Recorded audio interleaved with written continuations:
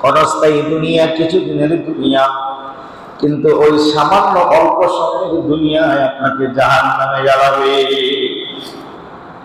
যদি না আসতেন তো ভালো আসতেন, ছোট্টকালে মরে যাইতাম তো ভালো ছিলাম। হ্যাঁ, যদি ছোট্টকালে মরে যাইতাম তো ভালো ছিলাম। হ্যাঁ, আহা, বড় হয়েছেন তো ভালো হয়েছেন তো বুঝছেন, তাহলে বুঝবেন কি করছেন দুনিয়া। আল্লাহ পাক যদি আমাদেরকে ওই অবস্থায় নিয়ে যেত, কোনো কথা ছিল না, হিসাব ছিল না। আল্লাহ পাক যদি পাগল বানায় দিত, তাও কোনো হিসাব ছিল না। আল্লাহ পাক যদি বদির জনক বানায় দিত, ব্যাকর বানায় দিত, তাও তো হিসাব থেকে বেঁচে যেতাম, হিসাব থেকে বেঁচে যেতাম। আফসোস, আমি আপনি অনেক জ্ঞানের বাহাদুর করি, জ্ঞানী আলে বড় ব্যবসায়ী, দোকানদার, টাকাওয়ালা, বাড়িওয়ালা, সুন্দর বউ আছে, এটা দুনিয়ার কল্পনা, দুনিয়ার বাহাদুরি, এগুলোই আমাদেরকে জাহান্নামে নিয়ে ফেলবে। আরে কেন জ্ঞানী হইলাম?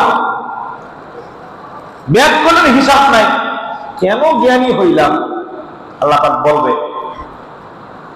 তুমি কি বোঝো নাই নামাজ না পড়লে কি হয়?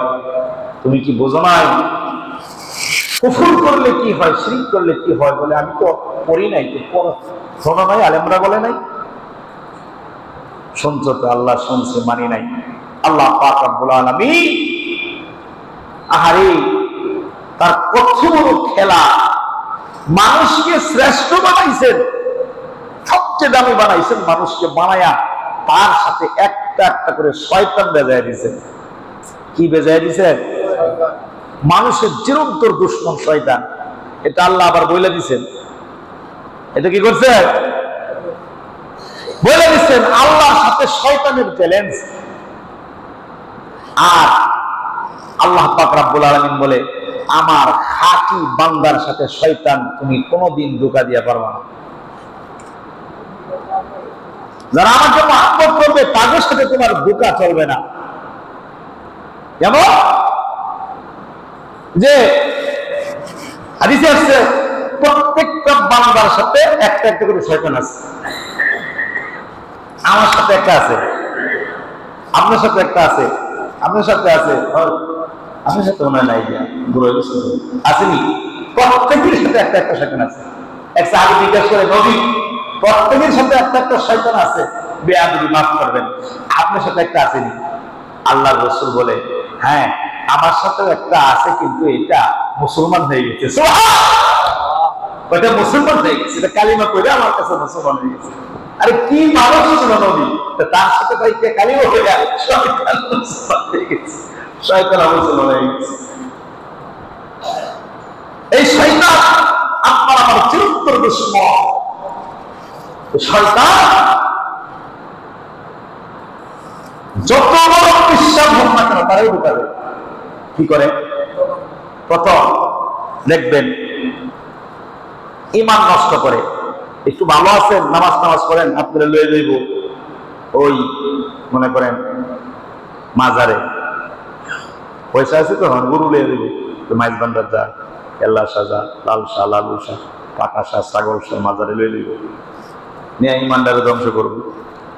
আস্তে আস্তে মোমবাতি টোমবাতি দিয়ে আবার শিরিক করাইল। বুঝলেন?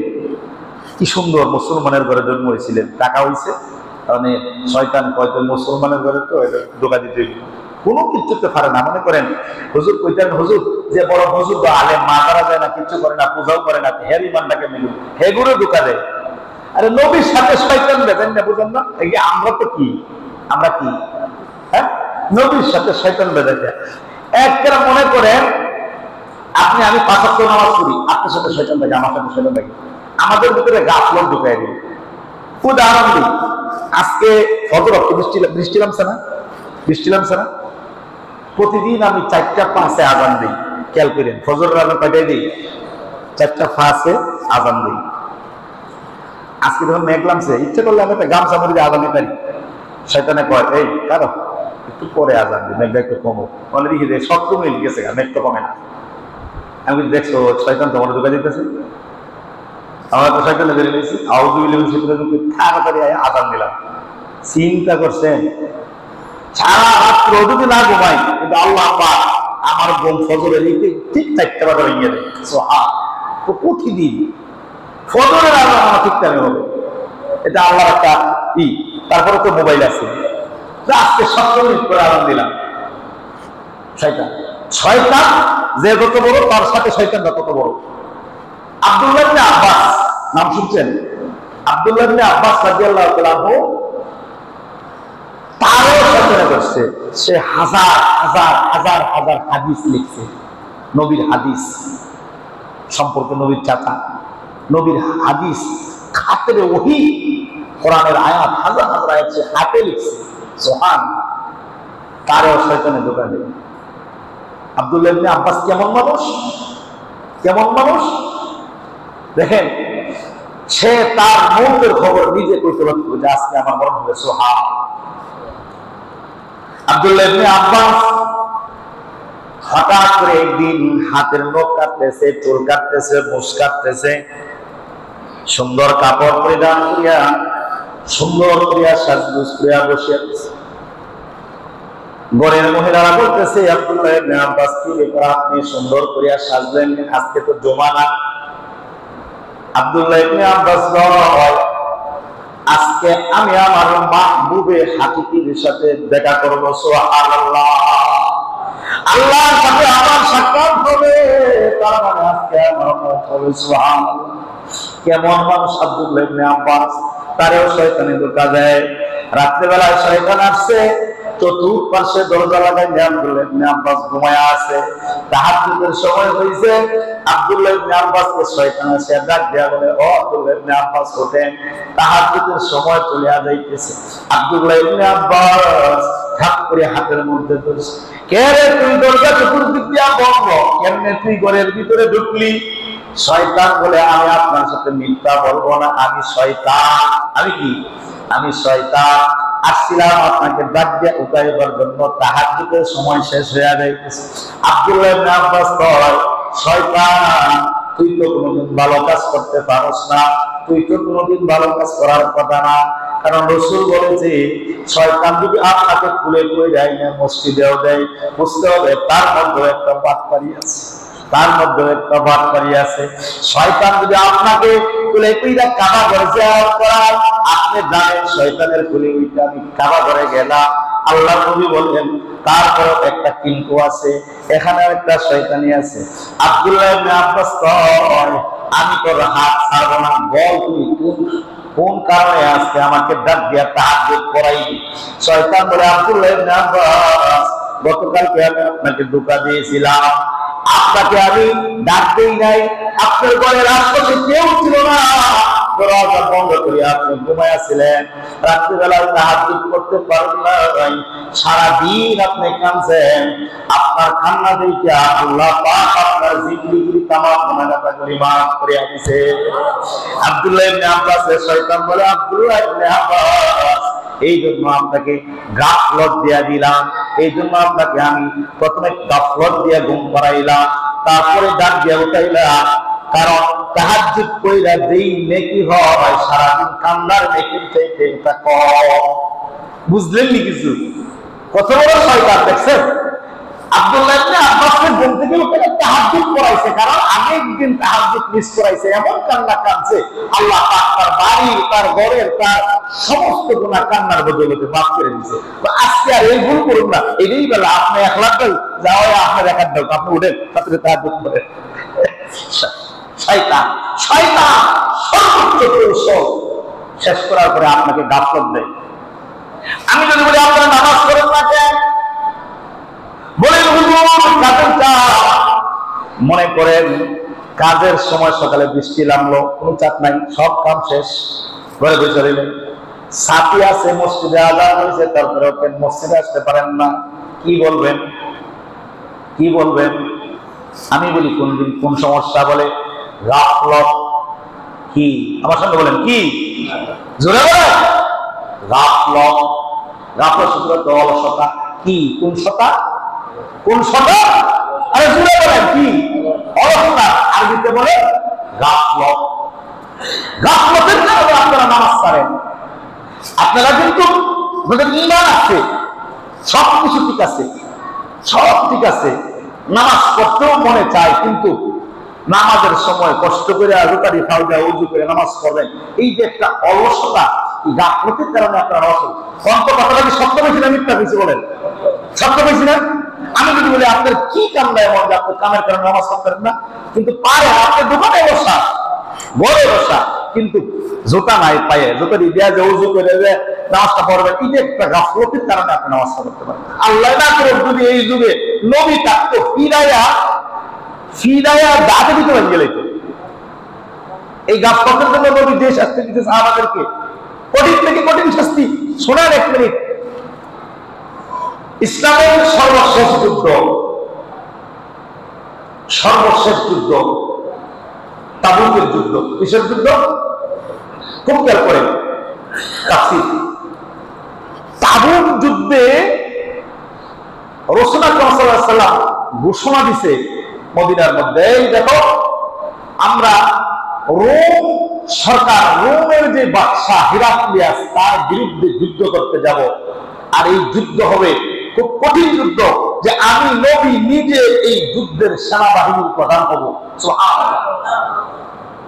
নবী নিজে, অনেক সময় তো নবী প্রধানমন্ত্রীরা পুলিশ র্যাব আর্মি পাঠায়, প্রধানমন্ত্রী নিজে গিয়ে যুদ্ধ করবো, কি মনে করেন যুদ্ধটা কেমন হইব?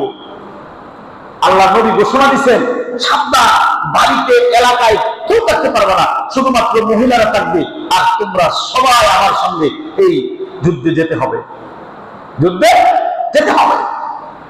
রাসূল সাল্লাল্লাহু আলাইহি ওয়াসাল্লাম ডাক দিয়া বলছেন, এই তুমি মসজিদের আযান দিবা, এই তুমি এই পুলিশের যে দায়িত্ব, পুলিশ চলে গেছে, তুমি থানা দেখবা, এই তুমি রাষ্ট্রীয় কোষাগার দেখবা, এই তুমি মহিলাদের খেয়াল খবর রাখবা। কয়েকজন মানুষকে রাইকা আল্লাহ রাসূল সাল্লাল্লাহু আলাইহি ওয়াসাল্লাম সমস্ত সাহাবাদেরকে নিয়ে যুদ্ধের জন্য চলে গেছেন। গাফলত, বুঝাই মুসলিম, গাফলত, অলসতা কি জিনিস। কিন্তু এদের মধ্যে 5 জন সাহাবী, কয়জন? 5 জন সাহাবী গাফলতি করলো কি, শয়তান ধোঁকা দিল যে দেখরে নবীর সাথে যুদ্ধে দেওয়ার দরকার, কিন্তু খেজুর ফাটতেছে। আমাদের সবচেয়ে বড় ব্যবসার মূল ক্যাপিটাল খেজুর গাছ, খেজুর। সারা বছর খেজুর গাছের করে ছাড় পানি দিলাম, আমার খেজুর ফাটতেছে, যাইতে লাগবো 1150 মাইল দূরে। কোথায়? মদিনা থেকে 1150 মাইল দূরে পায়ে হাইটা গিয়া যুদ্ধ করতে হবে। যাইতে লাগবে 1 মাস, আইতে লাগবে 1 মাস, যুদ্ধ করতে লাগবে আরো 15-20 দিন, 1 মাস যাই লাগে। আয়সা দেখবো খেজুর শেষ, খেজুর সব বিছাইয়া নিচে পড়ে দিল। 5 জনের ভিতরে শয়তান ধোঁকা দিচ্ছে। 5 জনের মধ্যে 2 জন মসজিদে গিয়া ঢুকছে, 2টা চিন্তা করতেছে কি রে, সবাই যুদ্ধে চলে যাবো, আমরা যাবো না। তারপরে আইসামি করে রয়েছে, আবার পরামর্শ করে কি, আমাকে তো ঘোড়া আছে, আমাকে দ্রুতগামী ঘোড়া আছে, আমরা ঘোড়া দিয়া পরে যাইবো, মানে আর হাইটে যেতে থাক, আমরা কয়েকদিন পরে যাবো না, খেজুর টেজুর পাকা খেজুর উঠাইয়া তারপরে যাবো না। কি করলো? এই গাফলতি করে যায় নাই। কিন্তু এদের মধ্যে 2 জন মসজিদে গিয়া দেখে আরে কেউ নাই, সব সাহাবী চলে গেছে। আমার তো শয়তানে ধোঁকা দিয়ে লাইছে, কি রে খেজুর ধোয়ে চলে গেছে। ইয়াদের সাথে রাস্তায় দেখা হয়েছে, যুদ্ধ করতে গেছে, চলে গেছে। কিন্তু 3 জন সাহাবী, আর ওরা আর যায় নাই। ওরা মনে করেন চুপচাপ ওদের এই কৃষিকাজ নিয়ে, আমাদের ব্যস্ততা নিয়ে ব্যস্ত হয়ে গেছে। আর মনে মনে চিন্তা করে ঘোড়া আছে, ঘোড়া দিয়া গিয়া পরে গিয়া শরীক ভ্রমণে। এদের মধ্যে একজন খাব ইবনে মালিক প্রসিদ্ধ সাহাবী। আর যে হাদিসটা আমি পড়তেছি, এই হাদিসটা খাব ইবনে মালিকই নিজে বর্ণনা করছে। খাব ইবনে মালিক বলে, অলসতা কইরা আমরা যুদ্ধে যাই নাই, হঠাৎ করে একদিন খবর পাইলাম রাসূল আকরাম সাল্লাল্লাহু আলাইহি ওয়াসাল্লাম যুদ্ধ থেকে যুদ্ধ বিজয় হইয়া মুসলমানের কাফেলা নিয়ে মদিনায় চলে আসতেছে।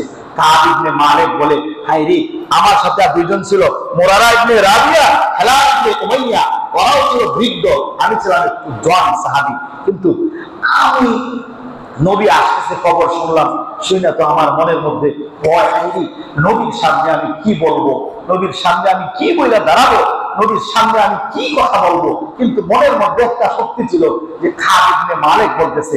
আমি ছিলাম কবি টাইপের মানুষ, আছে না আমাদের সমাজে কিছু মানুষ দেখবেন কিছু জানুক বা না জানো কিন্তু কথাবার্তা খুব সাজায় গুছায় করে, আছে না? এই থাকলে কই, না থাকলে না করে কথাবার্তা যখন কয় মনে হয় যে হে মনে হয় এর বাবা ছিল বড় এর ডুবে, হে 10 সালের করে ডুবে ঢুকছে। আরে কথা একেরে মিঠা মিঠা সাজায় গুছায় কি সুন্দর করে একটা জমা লাই দোকান, আছে না? থাকলে কোন আসেনি? ঠিক আছে, আছে। এরপর আমি তো খুব সাজান বুঝেন না কথা কইতারি, নবীর সামনে একটা কইয়া বুঝাই এলেন মনে, পাপসা এলেন মনে। কিন্তু রাসূলুল্লাহ সাল্লাল্লাহু আলাইহি ওয়াসাল্লাম যখন মদিনায় ঢুকছে, রসুলের নিয়ম ছিল প্রথমে ঢুকেই মসজিদে ঢুকতো, সুবহানাল্লাহ, ঢুকে আগে সবার সাথে দেখা করতো, আলহামদুলিল্লাহ দোয়া করতো, দোয়া করে সবাই এখন যার যার বাড়ি চলে যাও। রাসূলুল্লাহ যখন আসছে বসছে, এমনি খালিদ ইবনে মালিকও আসছে। আয়েশা বলতেছে কাব ইবনে মালিক নবীর কাছে আয়েশা বসছে, বসার পরে এক সাহাবী বলতেছে, কাব রে তুমি যুদ্ধে গেলে না, রাসূলুল্লাহ তোমারে যুদ্ধের ময়দানে তুই দেখি রে, এই আমার কাব তো আসে নাই। কাব ইবনে মালিক বলে, হায় কি আফসোস, আমি সামান্য রাজনীতি কইরা যুদ্ধে নবীর সাথে শরীক হইলাম না, আর নবী আমার যুদ্ধের ময়দানে খুঁজছে, আমি কত বড় কপাল পোড়া। তারপরেও নবীর সামনে গিয়ে বসছে, নবী বলতেছে, কাব যুদ্ধে গেল না কেন? কাব ইবনে মালিক এই যে এতদিন পর্যন্ত যে ক্যাসেট রেকর্ড সাজাই ছিল মনে মনে যে আমি নবীর কাছে এইটা বলবো, এই অজুহাত বলবো, এই অজুহাত বলবো, কাব ইবনে মালিক নিজে হাদিস রাওয়ায়াত করছে। কাব ইবনে মালিক বলতেছে, যখন নবী আমারে বলছে কাব তুমি যুদ্ধে গেলে না কেন, আমি সব ভুলে গেছি। কাব ইবনে মালিক বলতেছে, ভয়ে আমি আর কিচ্ছু কইতে পারি নাই। কাব ইবনে মালিক বলতেছে, আমাকে রাসূলুল্লাহ জিজ্ঞাসা করতেছে, কাব তোমার কি কোনো দ্রুতগামী ঘোড়া ছিল না? বলে রাসূল একটা না দুইটা ছিল। বলে সংসারে কি অভাব ছিল, বাজার ছিল না, ঘরে কোনো আসবাবপত্র ছিল না যে তুমি ঘরে রাইখা চলে যাইবা? বলে রাসূলুল্লাহ আমার কোনো অভাব ছিল না, সব ঠিক ছিল। রাসূল বলতেছে, কোন জিনিসে তোমাকে আমার সাথে যুদ্ধে যাইতে বাধা দিছে? কাব ইবনে মালিক বলে, নবী গো, গাফলত, অলসতা, যে গাফলত আপনারা করেন। আজকে নামাজ পড়ি না যে কি হইছে, এই আগামী শুক্রবার থেকে নামাজ পড়বো, হুজুর যে বক্তব্য দেখেছে নামাজ পড়ার দরকার, না পড়লে শরম, হুজুর আজকের পর থেকে আসর থেকে নামাজ ধরবো, আসরের সময় যখন আজান হয় গাফলত ধরে দইরা ফেলায়, মাগরিবে পড়বেন, আবার গাফলত আসে, এশায় পড়বেন, গাফলত চলে আসে, শুক্রবার আসে, গাফলত একটু ছুটে, আবার শুক্রবার থেকে শুক্রবারের মধ্যে যে নামাজ পড়বেন না এরকম নিয়ত কিন্তু কারো নাই, নামাজ পড়বেন নিয়ত আছে, কিন্তু বাধা দেয় কে?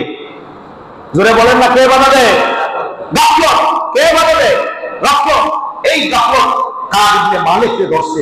কাব ইবনে মালিক যখন এই কথা বলল, নবী গাফলত, আল্লাহ রাসূল বলে, সাহাবায়ে কেরাম বসো, আজকে থেকে এখন থেকে এই কাব ইবনে মালিকের সাথে সবার সালাম কালাম বন্ধ।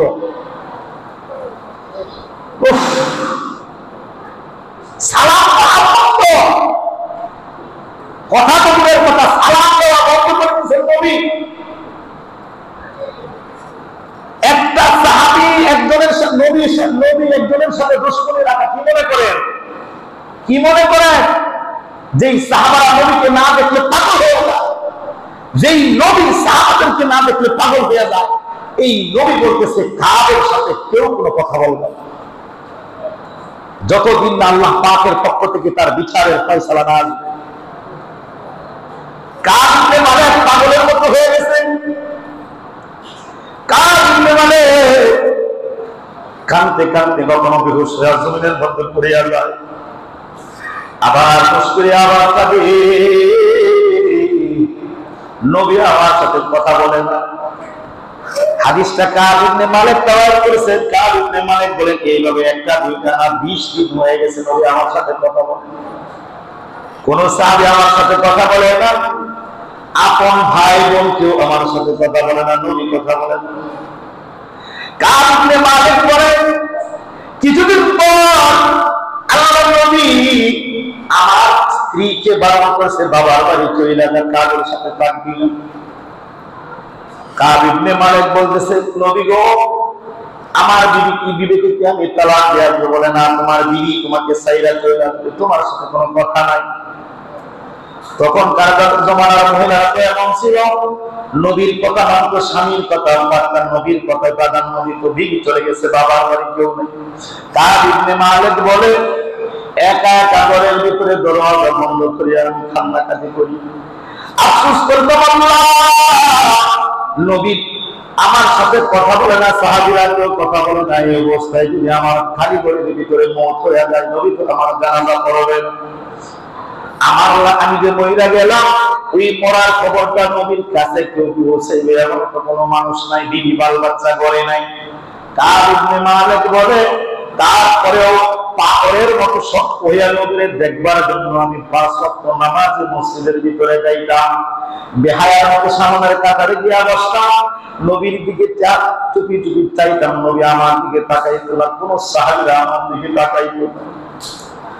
আল্লাহ রাসূল আমার দিকে তাকাই নাই। কাব ইবনে মালিক বলেন আমার পরিচয় হইতে যাইতেছে রে, মদিনায় কেউ আমার সাথে কথা বলে না, কেউ আমার সাথে কথা বলে না, বাজারে গেলে কোনো মাল আমার কাছে বিক্রি করেন। কাব ইবনে মালিক বলেন এইভাবে 40টা দিন হয়ে গেল। 39 দিনের মাথায় মসজিদে নববীর কুটির সাথে দড়ি দিয়া আমার দেহটারে বাইন্ধা ফেলাইলাম, নিজেই বাইন্ধা ফেলাইলাম। চিৎকার দিয়া আল্লাহকে বললাম, তুমি যদি আমাকে মাফের ঘোষণা না দাও, আমি তার ওই মসজিদের কুটির সঙ্গে দাঁড়ায়া মরিয়া যাব। 40 দিন হয়ে গেল, আল্লাহ পাকের কাছে ওহী আসলো, ও পয়গম্বর কাকে আমি ক্ষমা করে দিলাম, আপনি কাজ মানে ক্ষমা করে দিন। সুবহানাল্লাহ। অপরাধটা কি ছিল রে বাজান? সামান্য গাফলতের কারণে যুদ্ধে যাই নাই, গাফলত। আজকে যাব, কালকে যাব, 2 দিন পরে গিয়া যুদ্ধে শরীক হব। এই গাফলতের কারণে, যুদ্ধে না যাওয়ার কারণে রাসূলুল্লাহ 40 দিন কথা বলে নাই, তার বিবি পর্যন্ত বাল বাচ্চারা কথা বলে নাই। মুসলমান, ওই যুগে যদি নবী থাকতো, তোমার আমার মতন উম্মত যদি পাইতো, তাবলায়া খানা যদি ফাড়ায় লাইতো।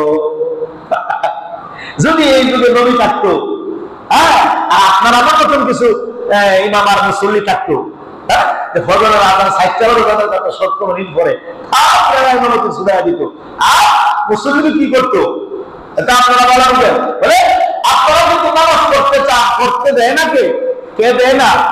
গাফলতে দেয় না, কে দেয় না? জোরে বলেন না, কে দেয় না? গাফলতের একটা দোয়া আছে, গাফলতের একটা কি আছে? গাফলতটা আনে কে? গাফলতটা দেয় কে? শয়তানে। কে দেয়? শয়তানে। আপনিও কিন্তু চান নামাজ পড়তে, আমি জানি তো, আপনিও চান নামাজ পড়তে। যদি আমি ইসলাম চাই না, আবার আমি ইসলাম চাই না, দোকান খোলা থাকে, দোকান বন্ধ করার মতো সিস্টেম নাই, নামাজ পড়ার সুযোগ নেই।